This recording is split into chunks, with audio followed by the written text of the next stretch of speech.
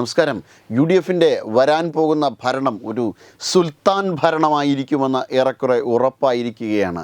അതായത് ജമായത്തെ ഇസ്ലാമിക്ക് UDFിനെ പിന്തുണയ്ക്കണമെങ്കിൽ ചില ആവശ്യങ്ങൾ UDF നിറവേറ്റി കൊടുക്കണം എന്നതായിരുന്നു നിലപാട്, എന്നതായിരുന്നു ജമായത്തെ ഇസ്ലാമിയുടെ പ്രധാനപ്പെട്ട ആവശ്യം. അതായത് മലപ്പുറം ജില്ലയുടെ വിഭജനം, ലീഗിന് ഉപമുഖ്യമന്ത്രി സ്ഥാനം ഉൾപ്പെടെയുള്ള നിരവധി ആവശ്യങ്ങളാണ് ഇവർ മുന്നോട്ട് വച്ചത് എന്നാണ് അറിയാൻ കഴിയുന്നത്.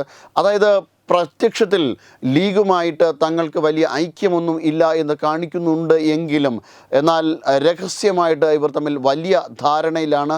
ജമാഅത്തെ ഇസ്ലാമിയുടെ പ്രവർത്തകർ, തീവ്രവാദ സ്വഭാവമുള്ള പ്രവർത്തകർ തന്നെ ഈ ലീഗിന് അകത്ത് ഉണ്ട് എന്നതും വളരെ കൃത്യമായ രീതിയിൽ ഇപ്പോൾ തെളിവുകൾ പുറത്തു വരുന്നുണ്ട്. അത്തരമൊരു സാഹചര്യത്തിൽ ലീഗിന് വേണ്ടി കൂടി സംസാരിക്കുകയാണ് ഇപ്പോൾ ജമാഅത്തെ ഇസ്ലാം. ഇതോടൊപ്പം തന്നെ മൂവാറ്റുപുഴ കേന്ദ്രീകരിച്ചുകൊണ്ട് മറ്റൊരു ജില്ലയ്ക്ക് വേണ്ടി ആവശ്യവും ഇപ്പോൾ ഉയർന്നു വരുന്നുണ്ട്. അതായത് 2047 ഇന്ത്യ ഒരു ഇസ്ലാമിക രാജ്യമാക്കുക എന്ന ഒരു പ്രോജക്റ്റാണ് ഇതിന് പിന്നിൽ. കുറഞ്ഞപക്ഷം കേരളമെങ്കിലും ഒരു ഭൂരിപക്ഷം ഇസ്ലാമികരുള്ള ഒരു സംസ്ഥാനമാക്കി മാറ്റിയെടുക്കുക എന്നൊരു ലക്ഷ്യം ജമാഅത്തെ ഇസ്ലാമിക്കുണ്ട്. ജമാഅത്തെ ഇസ്ലാമി ഇതിനോടകം തന്നെ തുറന്നു പറഞ്ഞിട്ടുണ്ട്, തങ്ങളുടെ നിസ്കാരം പോലും പൂർണ്ണമാകണമെങ്കിൽ അത് ഒരു ഇസ്ലാമിക രാജ്യത്തിൽ മാത്രമേ നടക്കുകയുള്ളൂ. അത് ഇല്ലാത്ത പക്ഷമാണ് മറ്റ് കാര്യങ്ങൾ മറ്റ് ഇടങ്ങളിലൊക്കെയും ഇവർ നിസ്കരിക്കുന്നതും, അത് ഒരു ദാരുൽ ഹറബിൽ പോലും ഇവർ നിസ്കരിക്കുന്നതും. അതിന് വേണ്ടിയിട്ടുള്ള ശ്രമമാണ് ഓരോ ഇസ്ലാമികൻ്റെയും ദൗത്യം എന്നും ഓരോ മുസ്ലിമിൻ്റെയും ദൗത്യം എന്നതാണ് ഇവരുടെ സങ്കല്പം. ഇതോടൊപ്പം തന്നെ കഴിഞ്ഞ 9 വർഷത്തോളം സമുദായത്തിന് നഷ്ടപ്പെട്ട സ്കൂളുകളും വിദ്യാഭ്യാസ സ്ഥാപനങ്ങളും അടക്കമുള്ള എല്ലാ അവകാശങ്ങളും തിരിച്ച് സമുദായത്തിലേക്ക് വന്നു ചേരണം എന്ന ഒരു ലക്ഷ്യം കൂടി ഇവർ മുന്നോട്ട് വയ്ക്കുന്നുണ്ട്. അത്തരത്തിലൊരു തീവ്രവാദ നയം തന്നെയാണ് ജമാഅത്തെ ഇസ്ലാമി മുന്നോട്ട് വയ്ക്കുന്നത്. അതായത് വരാൻ പോകുന്ന ഒരു UDFിൻ്റെ ഒരു ഭരണം വന്നാൽ തീർച്ചയായും അതൊരു സുൽത്താൻ ഭരണമാക്കി മാറ്റിയെടുക്കുക എന്നത് തന്നെയാണ്. അത്തരത്തിലുള്ളൊരു ലക്ഷ്യം മുൻനിർത്തി തന്നെയാണ് ജമാഅത്തെ ഇസ്ലാമി മുസ്ലിം ലീഗും പ്രവർത്തിക്കുന്നത്. ഈ വിഷയത്തിൽ ആവർത്തിച്ചുള്ള ചോദ്യം ഉണ്ടാകുമ്പോഴും ജമാഅത്തെ ഇസ്ലാമി ഒരു പൊളിറ്റിക്കൽ ഇസ്ലാമിൽ വിശ്വസിക്കുന്ന ഒരു സംഘടനയല്ല, അവരൊരു ജനാധിപത്യ സംഘടനയാണ് എന്നൊക്കെയാണ് കോൺഗ്രസ് പറയുന്നത്. പക്ഷേ അവർ തന്നെ ഉറപ്പിച്ച് പറയുന്നുണ്ട്, തങ്ങൾക്ക് ഇസ്ലാമിക രാജ്യം വേണം, ഇസ്ലാമിക രാജ്യം തന്നെയാണ് ഞങ്ങളുടെ ലക്ഷ്യം, ഇസ്ലാമിക രാജ്യത്തിലല്ലാതെ നിസ്കാരം പോലും പൂർണ്ണമാകില്ല എന്നതാണ് തങ്ങളുടെ ഉറച്ച വിശ്വാസം എന്നും ജമാഅത്തെ ഇസ്ലാമി പറയുന്നുണ്ട്. കോൺഗ്രസ് ഇങ്ങനെ മുന്നോട്ട് പോകുമ്പോൾ മറുവശത്ത്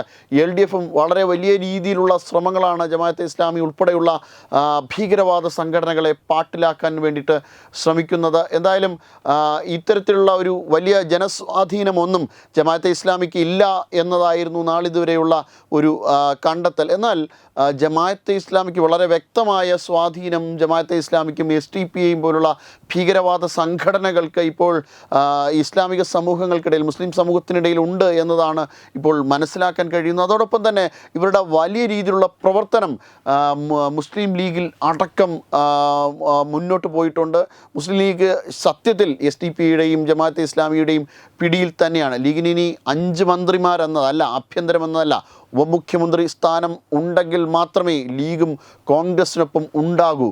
അങ്ങനെ കോൺഗ്രസിൽ ഭരണം വരാൻ പോകുന്ന അവസരത്തിൽ വലിയ രീതിയിൽ പിടിമുറുക്കുവാനാണ് ഈ സംഘടനകളെല്ലാം തന്നെ ലക്ഷ്യം വയ്ക്കുന്നത്. പൊളിറ്റിക്കൽ ഇസ്ലാമിൽ വിശ്വസിക്കുന്ന ഈ സംഘടനകളുടെ എല്ലാം തന്നെ ലക്ഷ്യം ഇന്ത്യയെ ഒരു ഇസ്ലാമിക രാജ്യമാക്കി മാറ്റുക എന്നത് തന്നെയാണ്.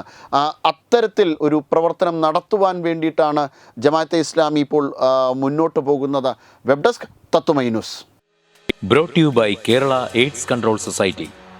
HIV/AIDS സംബന്ധമായ സംശയങ്ങൾക്ക് 1097 എന്ന 24 മണിക്കൂറും പ്രവർത്തിക്കുന്ന ടോൾ ഫ്രീ നമ്പറിലേക്ക് വിളിക്കുക.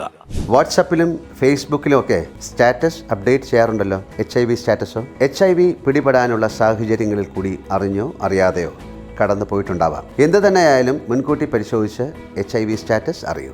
സൗജന്യ HIV പരിശോധനയും കൗൺസിലിങ്ങും ആരോഗ്യ കേന്ദ്രങ്ങളിൽ പ്രവർത്തിക്കുന്ന ICTC അഥവാ ജ്യോതിസ് കേന്ദ്രങ്ങളെ സമീപിക്കുക. നിങ്ങളുടെ സ്റ്റാറ്റസ് എന്തായാലും വിവരങ്ങൾ രഹസ്യമായി സൂക്ഷിക്കുന്നതായിരിക്കും.